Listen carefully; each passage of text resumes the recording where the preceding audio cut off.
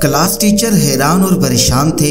सवाल बहुत आसान था, मगर क्लास का सबसे ज़हीन और फर्माबरदार तालिब इल्म गुज़िश्ता आधे घंटे से उसका जवाब नहीं दे रहा था। टीचर ने सवाल फिर से दोहराया कि बताओ, हमारे प्यारे नबी पाक सल्लल्लाहु अलैहि वसल्लम का क्या नाम है। दूसरी जानब मुकम्मल खामोशी थी। टीचर का बस नहीं चल रहा था। इस्लामियात के टीचर भी आ चुके थे।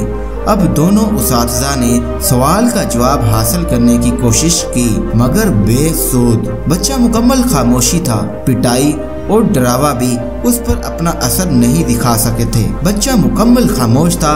पिटाई और डरावा भी उस पर अपना असर नहीं दिखा सके थे। बच्चे के गाल मार खा खा कर सुर्ख हो चुके थे और सूज गए थे। एक होंठ फट भी गया था और उससे खून बह रहा था।